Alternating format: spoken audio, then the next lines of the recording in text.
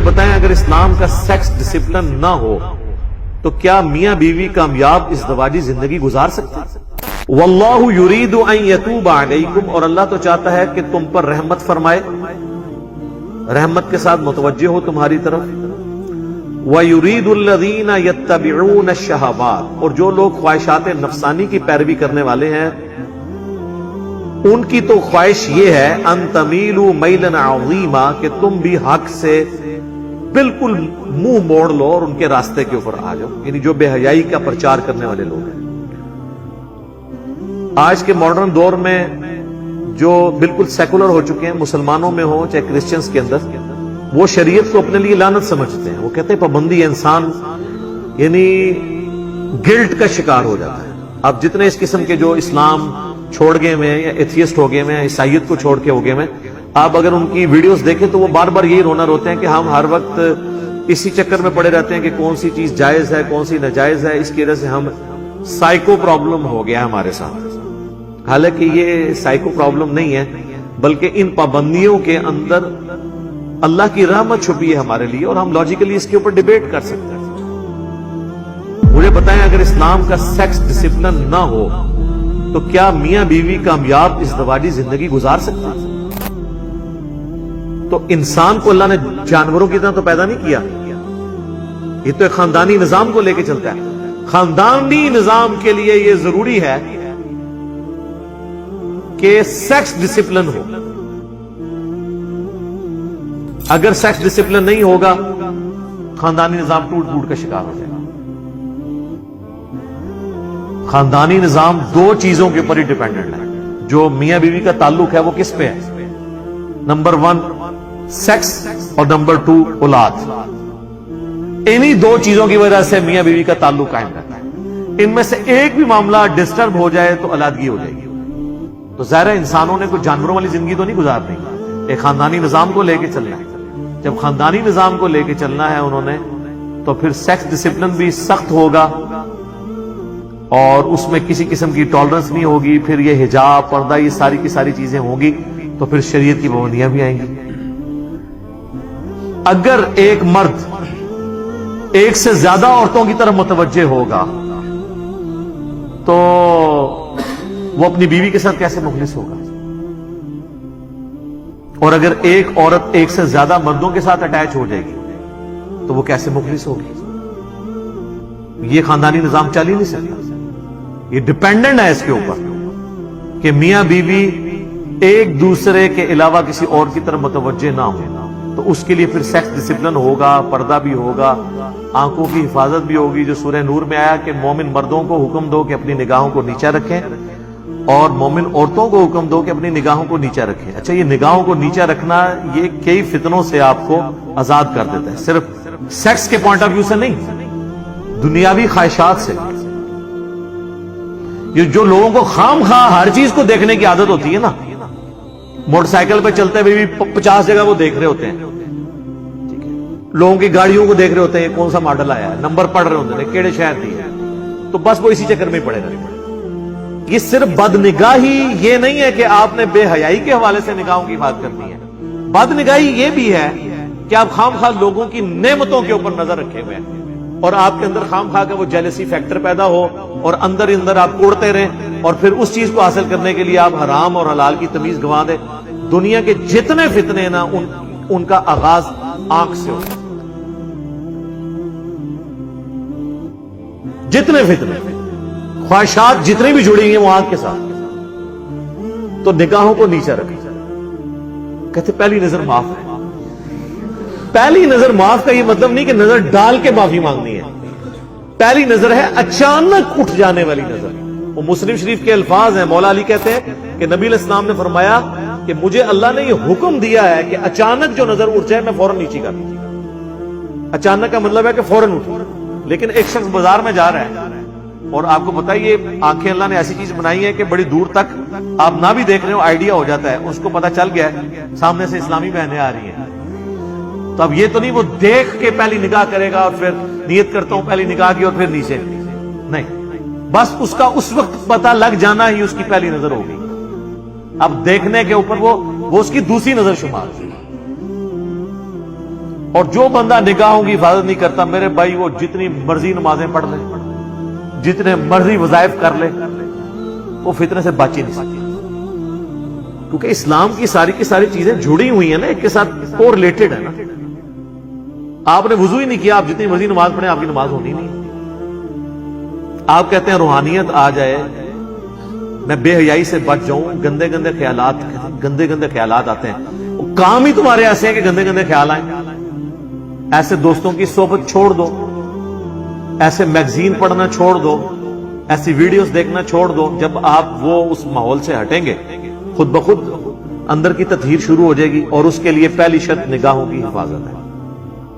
تو اللہ تعالیٰ نے شریعت کی پابندی لگا کے بیسیکلی ہمیں دنیا کے اندر ہی آزاد کر دیا خواہشات سے. ورنہ یقین کریں کتنی عورتوں کے ساتھ آپ نکاح کر لیں گے یا تعلق قائم کر لیں گے اس کا تو کوئی اینڈ ہی نہیں ہے.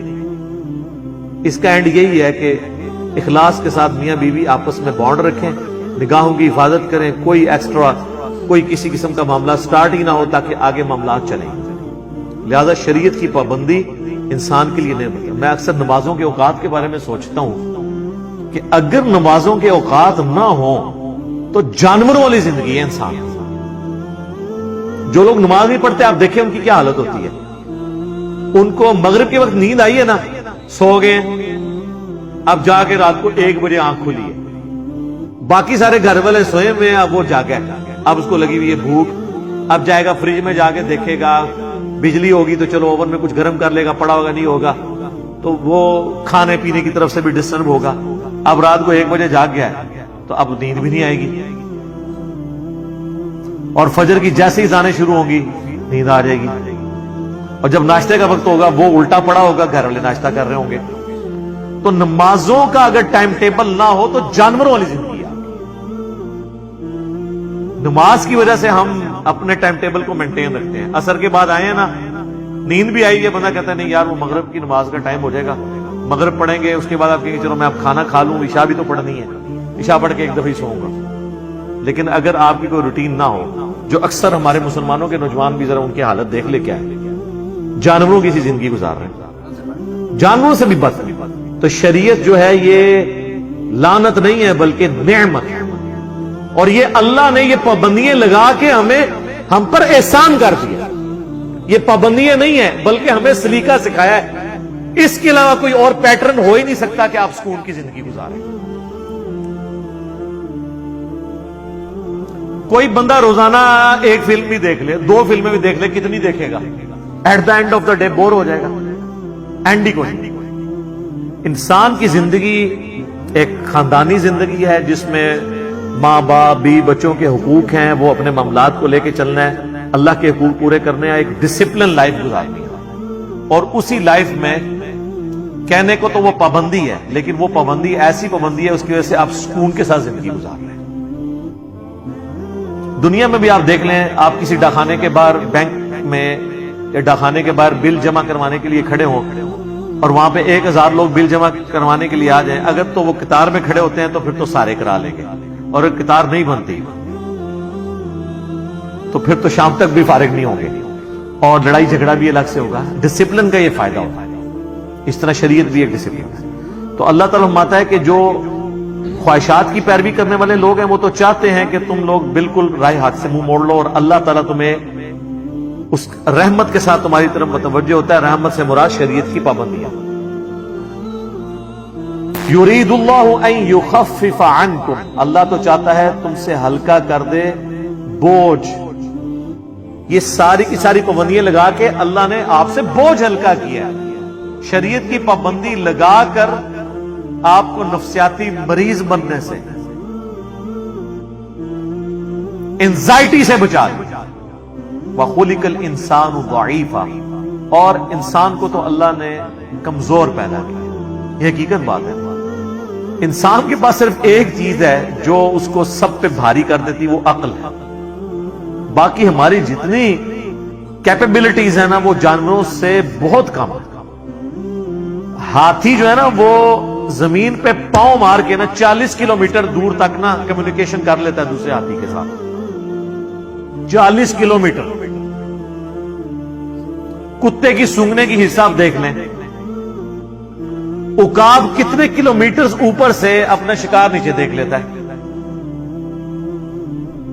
تو آپ جانوروں کو ذرا کنسیڈر کرنا شروع کریں، مطلب پریشان ہو جاتا ہے.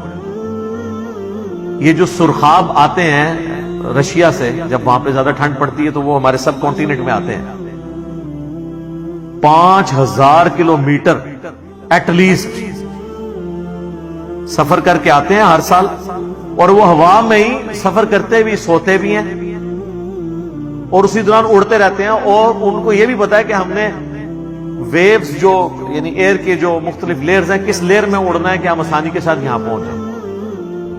وہ میرے بھائی کے ایک دوست ہیں، تو وہ سرخاب کا شکار کر کے تو گھر میں ایک دفعہ سرخاب دینے کے لیے ہے. تو مجھے کہنے لگے علی بھائی یہ پر دیکھیں، یہ وہ پر ہیں جو بوئنگ اور ایئر بس کا کوئی جہاز بھی اس طرح کے پر نہیں رکھتا جو اللہ نے اس کو پر دی.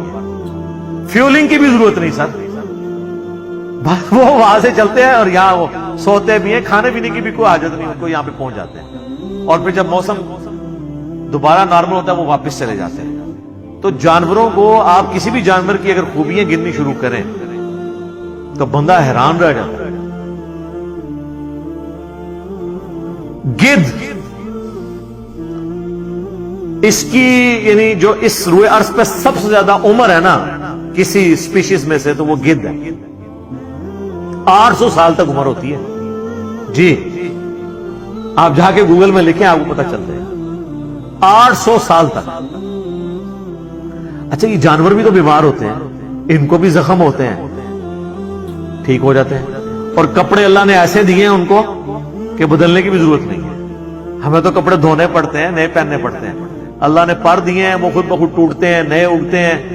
صفائی والا معاملہ بھی ان کا ہوتا رہتا ہے، ان کو کوئی نلاتا دلاتا نہیں ہے. تو آپ ایک اگر جانوروں کی کوالٹی دیکھیں تو انسان تو آپ کو نظر آئے گا کہ واقعی یہ جو اللہ نے فرمایا خلق الانسان ضعیفا، اتنا کمزور ہے انسان کہ آپ انسان کے بچے کو ٹیبل پہ رکھ دینا وہ نیچے گر جائے گا، لیکن آپ بلی کا چھوٹا سا بچہ بھی ٹیبل پہ رکھیں وہ نیچے نہیں گرے گا. اس کی جبلت میں اللہ نے ڈالا. یہ جو مرغیوں کے چھوٹے چھوٹے چوزے جب نکلتے ہیں انڈے سے، کس اسکول میں جاتے ہیں وہ دانا چگنا سیکھنے کے لیے، پانی پینے کے لیے.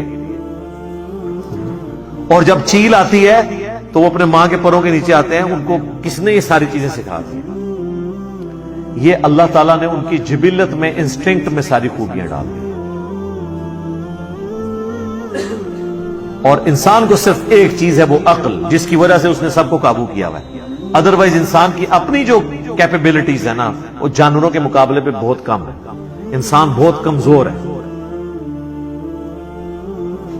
جانوروں سے ڈر جاتا ہے. لیکن عقل دیکھیں آپ کے، عقل کی وجہ سے اتنے بڑے بڑے ہاتھی شیر ان کا شکار کر لیتا ہے. اگر ان کے پاس بھی وہی عقل ہو تو زمین پہ انسانوں کو نہ زندہ رہنے دیں. ہاں جی جناب، بس وہ آپ ایک عید قربان پہ صرف ایک ہی بیل ذبح کریں گے، باقی بیل پھر آپ کو ذبح کریں. ان کے سامنے ذبح ہو رہے ہوتے ہیں، پھر اگلا پکڑ کے آپ لاتے ہیں، ذبح کر دیتے ہیں آپ. ورنہ اگر وہ یہ دیکھ لیں کہ یہ اس کا کیا مطلب ہے جو ان کے ساتھ ہو رہا ہے، ہمارے ساتھ بھی ہونا ہے، تو آپ بیل میں جتنی طاقت ہے آپ اس کو گرا سکتے ہیں اگلے بیل کو. انسان اپنی عقل کی وجہ سے چل رہا ہے، لیکن ہے کم.